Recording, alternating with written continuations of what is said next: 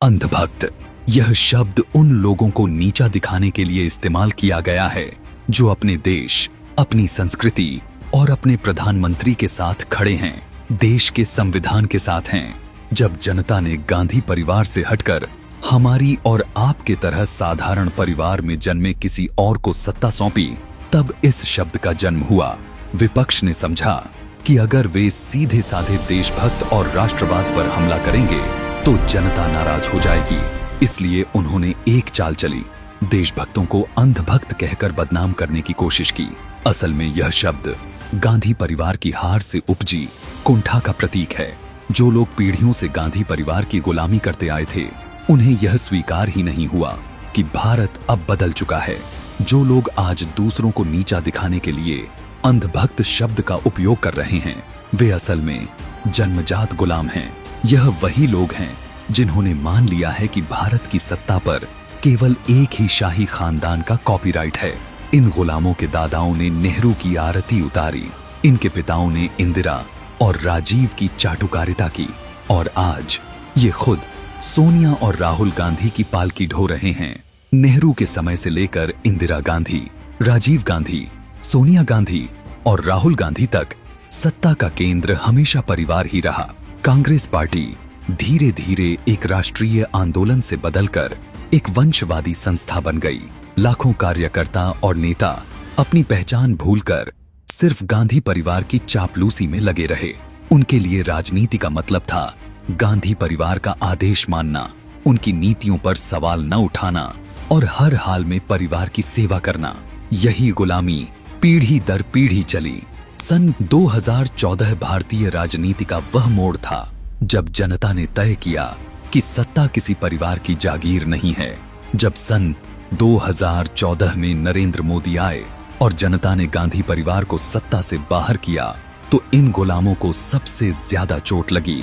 उन्हें लगा कि उनकी पीढ़ियों की मेहनत, उनकी चापलूसी और उनकी गुलामी बेकार हो गई। इसलिए उन्होंने बदले की भावना से अंधभक्त शब्द गढ़ा। 2014 के बाद केवल प्रधानमंत्री का चेहरा नहीं बदला, बल्कि भारत की आत्मा जागृत हुई है। नरेंद्र मोदी ने इस देश को एहसास कराया कि भारत अब सहन करने वाला देश नहीं, बल्कि जवाब देने वाला देश है। कल तक जो भारत धमाकों के बाद कड़ी निंदा वाले पत्र लिखता था, आज वह सर्जिकल स्ट्राइक और एयर स्ट्राइक से दुश्मन के घर में घुसकर उसका काल बनता है।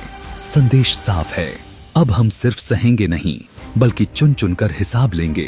कश्मीर दशकों तक भारत की राजनीति का सबसे बड़ा घाव रहा। पत्थरबाजी, आतंकवाद और अलगाववाद ने घाटी को जकड़ रखा था। हर सरकार समझौते करती रही, लेकिन निर्णायक कदम नहीं उठा पाई। मोदी युग में बड़ा बदलाव हुआ। पत्थरों की गूंज की जगह अब विकास की भाषा सुनाई देती है। अनुच्छेद 370 का हटना सिर्फ कानूनी बदलाव नहीं था, बल्कि यह संदेश था कि भारत अब झुकने वाला नहीं है। आतंकवादियों की धमकियों का जवाब सर्जिकल स्ट्राइक और एयर स्ट्राइक से दिया गया। यह बदलाव सिर्फ कश्मीर का नहीं था, बल्कि पूरे भारत का था। डर की जगह भरोसे ने ले ली, गुलामी की जगह आत्मनिर्भरता ने ले ली।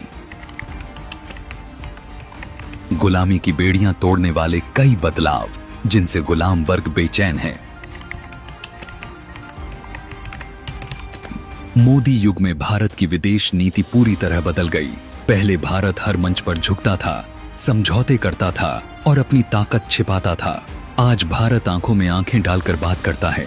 अमेरिका, रूस, यूरोप और एशिया, हर जगह भारत की आवाज अब सुनी जाती है। पहले भारत को कमजोर लोकतंत्र कहा जाता था, अब उसे वैश्विक महाशक्ति कहा जाता है।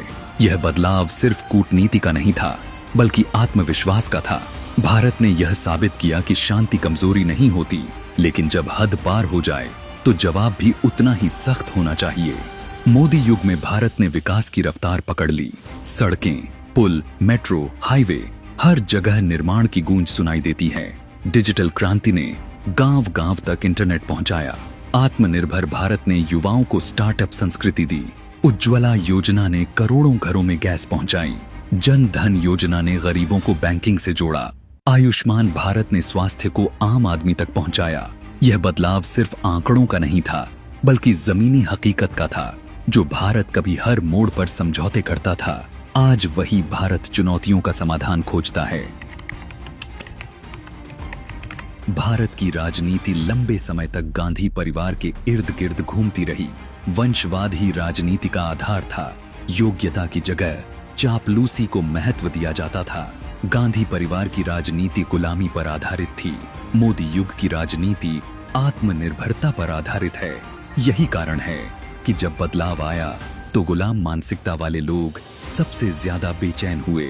उन्होंने अंधभक्त जैसे शब्द गढ़े, लेकिन असलियत यह है कि नए भारत में गुलामी की कोई जगह नहीं है।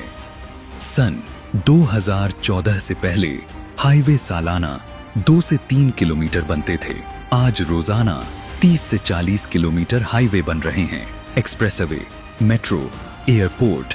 सन 2014 में 74 एयरपोर्ट थे, आज 150 से ज्यादा। वंदे भारत ट्रेन की संख्या 136 तक पहुंच गई। नई संसद, नए एम्स, नए मेडिकल कॉलेज, सब मोदी की देन। जन धन से 50 करोड़ से ज्यादा बैंक खाते खोले गए। उज्ज्वला योजना से 10 करोड़ से ज्यादा गरीबों को मुफ्त गैस। आयुष्मान भारत से 50 करोड़ लोगों को 5 लाख तक का मुफ्त इलाज। प्रधानमंत्री आवास योजना से करोड़ों घर। स्वच्छ भारत अभियान से 12 करोड़ से ज्यादा शौचालय। ये सब गरीबों को सीधे पहुंचा, बिना किसी कमीशन के। एक समय ये गरीब सिर्फ वोट बैंक थे। बेटी बचाओ बेटी पढ़ाओ, लक्ष्मी बहना, नारी शक्ति, महिलाओं को सशक्त किया।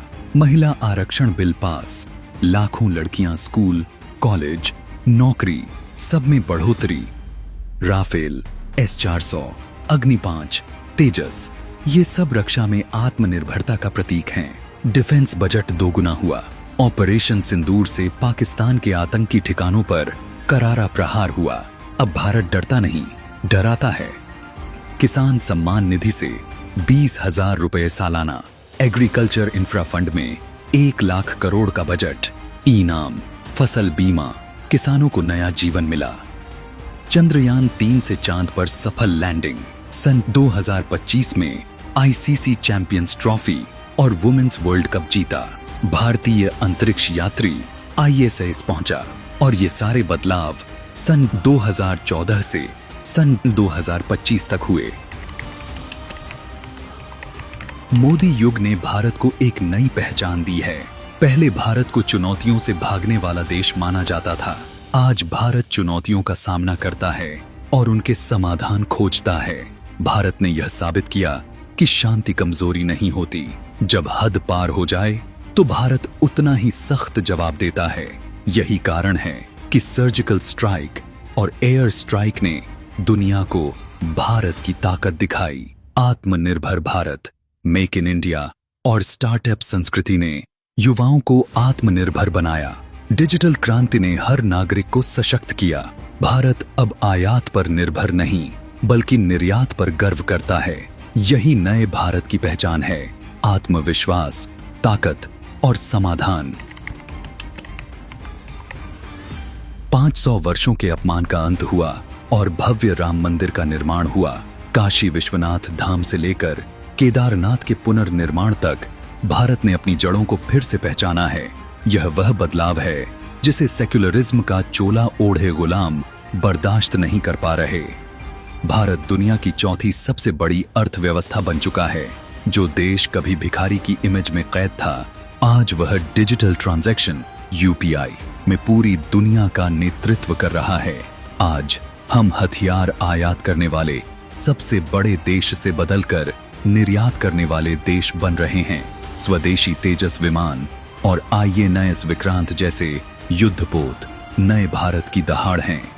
आज यूक्रेन रूस युद्ध हो या मध्य पूर्व का संकट, दुनिया भारत के प्रधानमंत्री की ओर समाधान के लिए देखती है। यह वह नया भारत है जो वैश्विक एजेंडा सेट करता है, किसी के दबाव में नहीं आता। इन गुलामों की सबसे बड़ी तकलीफ यह है कि अब बिचौलिए खत्म हो गए हैं। अब सरकारी योजनाओं का पैसा सीधे गरीबों के बैंक खाते में जाता है। इनका मलाई तंत्र बंद हो चुका है। इसीलिए जब इन्हें कोई तर्क नहीं सूझता तो ये राष्ट्रवादियों को अंधभक्त कहते हैं। ये वही लोग हैं जिन्होंने सेना से सर्जिकल स्ट्राइक के सबूत मांगे, वैक्सीन पर सवाल उठाकर देश में डर फैलाया, विदेश जाकर भारत की छवि खराब करने में कोई कसर नहीं छोड़ी। भारत बदल चुका है, भारत सशक्त हो चुका है। अब यह देश उन लोगों के हाथ की कठपुतली नहीं बनेगा जिन्होंने इसे दशकों तक लूटा है। अंधभक्त शब्द उन लोगों का अंतिम हथियार है जो वैचारिक रूप से हार चुके हैं। यदि राष्ट्र की उन्नति देखना, अपनी सेना पर गर्व करना और अपनी संस्कृति का सम्मान करना अंधभक्ति है, तो हाँ, हम गर्व से कहते हैं कि हम राष्ट्रभक्त हैं और इन गुलामों को उनकी कुंठा के साथ छोड़ देना चाहिए, क्योंकि उगते सूरज को कभी बादलों का डर नहीं होता। दोस्तों, अगर आप भी इस स्वाभिमानी और सशक्त भारत के साथ खड़े हैं तो इस वीडियो पर अपनी राय जरूर दें और इसे हर उस व्यक्ति तक पहुंचाएं जो राष्ट्रवाद को नीचा दिखाने का प्रयास करता है।